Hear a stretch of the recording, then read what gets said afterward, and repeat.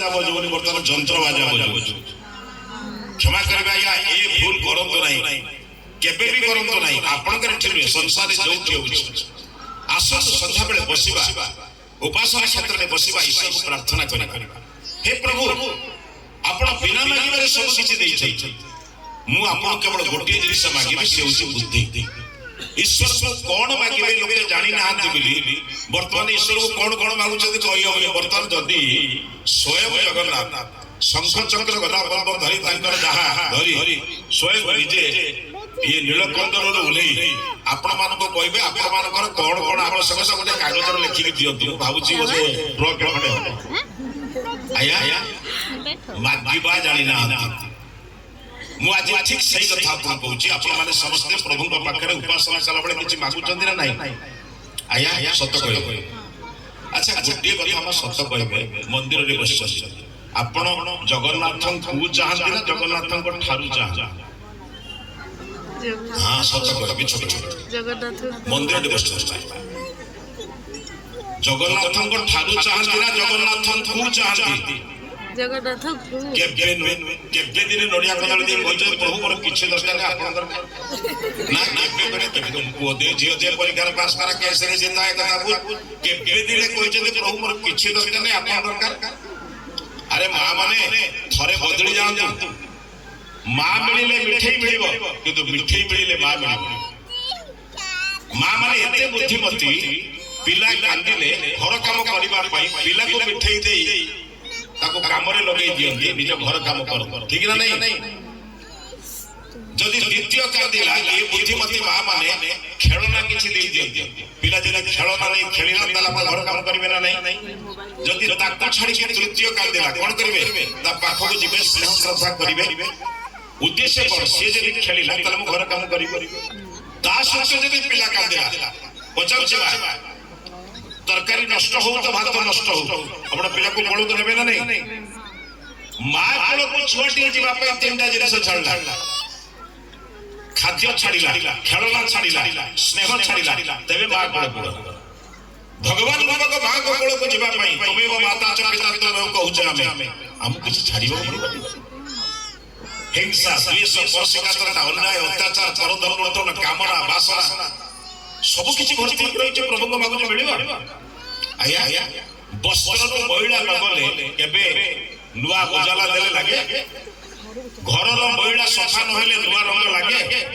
ताले निज देहरु दुर्गुण न जीवा पर भगवान मागिले भी कोन मागवा चलो आज गोटे मनुष्य रो विचार बदली छै मु बदली भी नहीं ता सत्य भगवान को आगे मु जाचली से मोर बदली बार नाही मु जेमिति सासु वाले दोंती गुरुवार दिन धड़ा साड़ी न पिंदिले पाप किंतु सासु को गाड़ी देले पाप वर्तमान पाप पुण्य गुडा को वस्त्र रे फूल रे फल रे रहिला क्रिया रे आ भगवान रक्षा करिवे तो पचर चला मागी वाले कला से गोटे छोटिया उदाहरण दे आरंभ करूची पिला माने अछंती पिला माने गप सुनो काली सकाल तुम सांगू कहयो गोटे देश राजा एते दान कले जे शिक्षा शास्त्र जलसेचन आदि अन्य पुण्य काम गुड़िक करने समय रहा ना केवल दान मंत्री मैंने देखिले सब दान करने द्वारा राजा दीटा असुविधा देश राजकोष शून्य चलला लोके अकर्मा माने कर्महीन वृद्ध मंत्री राजा को परामर्श देला महाराज जदि आपण एमती दान पाई 24 घंटा बा जहां निद्रा को छाड़ी दे 18 घंटा काम करिवे तले देश रे शिक्षा स्वास्थ्य जलसेचन काम केमति हो राजा भी विद्वान थिले से कहले तमे कोन कहउछ ना अन्य काम होबा पाई आपण किछ समय दियो ना तमाने निर्धारण कर कोन बोले शिक्षा स्वास्थ्य जलसेचन नष्ट होबो नहीं दान भी नष्ट होबो तने मंत्री माने बसी निष्पत्ति करले प्रत्येक दिन 3 जण लोक आसीबे मागिया पाई केतनी लोक पिला माने गप सुनु जबा केतनी एसे 3 जण लोक आसा 3 जण लोक जहा मागिबे 30 वर्ष पाई मागिबे द्वितीय थर आसंती तमाने को जेल ले पुरा कोन बुझछन त सेतले दंड भारी भयंकर थिला बिना लोक उदंड नथिले वर्तमान तो शिक्षा समाज लेखाउची दंड मुक्त अंचल दले गंड मुक्त अंचल चलची आम पढ़िला बेले घर गुडा को पक्का थिला ना थिला पक्का थिला ना कच्चा थिला आम पढ़िला बेले घर कच्चा थिला किंतु आपण माने सब पक्का थिला एबे घर पक्का हे गला गुड़िक मु कहबी ना आप उत्तर देव हाँ बुझीपार तेणु कच्चा हम आम भी पका घर भी पका आम भी पका हम ना बुझे तेणु दंड भय लोक 30 वर्ष विषय द्वितीय थर आसले गोटे दिन उदाहरण दूसरी बहुत उदाहरण अच्छी गोटे दिन राजा नित्यकर्म सारी आसी देखिले 3टी चेयर 3 जन जाचक बस प्रथम जाचक को पचारे तुमर कौन दरकार से कहले महाराज मो पिलाटी भल पाठ पढ़ुछ उच्च शिक्षा मो पाखे अर्थ ना जदि राजा दया हुआ मो पिलाटी भल पाठ पढ़ी पारंता राजा कहले ये हूँ शासक मान धर्म लोक मान शिक्षा और स्वास्थ्य केवल मागणा दिया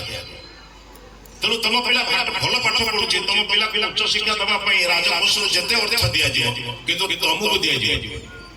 जो कॉलेज रे पिला पढ़िबो से कॉलेज रे प्रिंसिपल सबको टका जीवो कि तुमको दिया जीवो नहीं सिखले बहुत भल कथा पिला पाठ पढ़िबा दरकार अति सरल रे प्रथम लोकर समाधान हे बर्तमान द्वितीय लोक उपचार कहले तमर कोन दरकार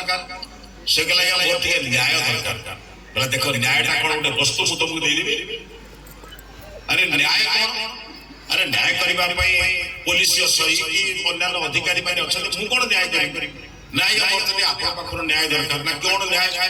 कहले मो ओडिसा घर लोकटा या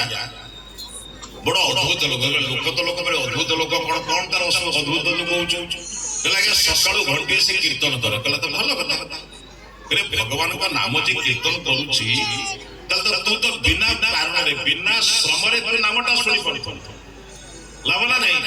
अद्भुत लोक कोन कोन कहले से जागा को सकला कोन नाम कीर्तन करबाटा दोष कहला तार आउले भल कथा घंटाटे गीता पड़ा कहला आउरी भारी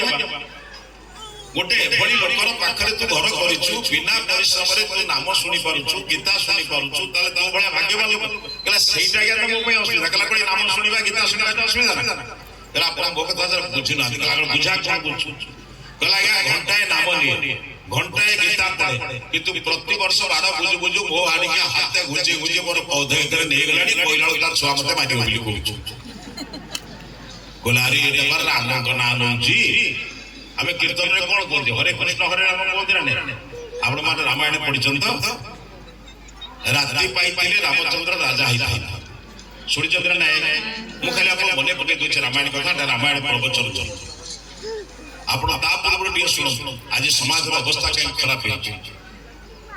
दशरथ दिने स्नान कर सरला परे केश प्रसाद करछन निज केसर गोटे धड़ा केस देखले संगे संगे जाई गुरु वशिष्ठ के पाखे पहुंचे कहले गुरुदेव मोर बयस वर्तमान 51 हेलानी राम मध्य वर्तमान राजा हवा पाई योग्य तेणु गोटे काम करतु मु वानप्रस्थ जीवा को चिंता करूची राम को वर्तमान राज्याभिषेक परिवार सुযোগ सृष्टि कर दो मासी व्यवस्था करा वशिष्ठ कहले राजन आपण कहिदेले खबर तापे पूर्व प्रस्तुति दरकार 3 मास 4 मास से व्यवस्था हला आपण माने जानि छथि निष्पत्ति हे गला एई तारीख रे हो एई तारीख एई दिन राज्याभिषेक हो पंडित पुरोहित मान निमंत्रण करा आज मंदिर प्रतिष्ठा रे जो विद्वान पंडित पुरोहित मान आछन तांको मध्ये हम श्रद्धा सम्मान जणैबा अनेक परिश्रम करी से माने होम यज्ञ ठारो आरंभ करी प्रतिष्ठान काम करचंती सेई बड़ी पंडित पुरोहित मान को निमंत्रण करा है भाई टी इको बम कर दो पसंद ना होइला पंडित पुरोहित मान को निमंत्रण करा है समस्त पंडित पुरोहित माने सब निष्पत्ति हो जाई केते बळे निर्धारण कर देले ठीक अछि व्यस्त व्यस्त निर्धारण कर देले केते बळे राम आसीबे केते बळे स्नान हबो केते बळे अभिषेक हबो केते बळे मंत्र पढ़ा जिवो केते बळे युवराजंकर मुकुट परिवर्तन हबो ए सब निष्पत्ति हे गला ए निष्पत्ति के लिए वशिष्ठ रामचंद्र को जणै दे राजा वस्त्र दे देले एवं कहिले आगामी काली एई समय रे एई काम हम तुम उपस्थिति हबो आपण माने समस्त जानि जंदा या रात्रि रे सब बिगड़ी गला अब बिगड़ी लागिले बड़पटी रे कोना कोई कोई को के भी लागला मंथरा कोठो आसला जौतु करे मारे जौतु करे आसला दीटा लोक ए पृथ्वी नष्ट कर देला या गोटे जौतु करे आसला मंथरा से वंश रखिला रघुवंश ଆଜ୍ଞା ରଘୁବଂଶର ସ୍ମୃତି ରଖିଲା ବୁଝିପାରୁଛନ୍ତି ତ। ଆଉ ଗୋଟେ ଯୌତୁକରେ ଆସିଥିଲା ଆଜ୍ଞା ଜାଣିନାହାନ୍ତି ଆପଣ କହିବି ନା ସକୁନି ସେ ବଂଶକୁ ରଖିଲା ତ 100 ଭାଇ ମୃତ୍ୟୁ ଭଲରେ ବୁଝନ୍ତୁ। ଯୌତୁକ ମାଗିଲେ କେମିତି ଅବସ୍ଥା ହୁଏ ଆମେ ଅଧିକ ବୁଝେଇବି ତେବେ ଏବେ ଆଜିକାଲି ବିନା ଯୌତୁକରେ କୋଉଠି କିଛି କାମ ହବ। ତେଣୁ ଯୌତୁକ ମାଗି ନିଜ ଘର ପରେ ମୁଁ ଦିଟା ଉଦାହରଣ କରିଦେଲି ବା ଗୋଟେ ମନ୍ଥରା ସେ ବଂଶକୁ ନଷ୍ଟ କଲା ଆଉ ଗୋଟେ ସକୁନି ସେ ବଂଶକୁ ନଷ୍ଟ କଲା ବୁଝିପାରୁଛନ୍ତି। ତେଣୁ ଅବସ୍ଥା ବର୍ତ୍ତମାନ ଯାହା ସେ କଥା କହିବି ନାହିଁ। ସେ ବଂଶକୁ ନଷ୍ଟ କରିବା ପାଇଁ ମନ୍ଥରା ସୃଷ୍ଟି ଆରମ୍ଭ କରିଦେଲା କହିଲା ବହୁ ବିପଦ ସମୟରେ ତମକୁ ମୁଁ ଦୁଇଟା ସାହାଯ୍ୟ କରିଥିଲି ସେ ଦୁଇଟି ବର ମତେ ଦିଅ। ଦୁଇଟି ବର କଣ ଆପଣମାନେ ସମସ୍ତେ ଜାଣନ୍ତି ମୁଁ ଖାଲି ମନେ ପକାଉଛି। ରାମଚନ୍ଦ୍ର 14 ବର୍ଷ ବନବାସ ଯିବେ ଭରତ ରାଜା ଯେତେ ବୁଝେଇଲେ ମଧ୍ୟ ଦଶରଥ ବୁଝିଲେ ନାହିଁ।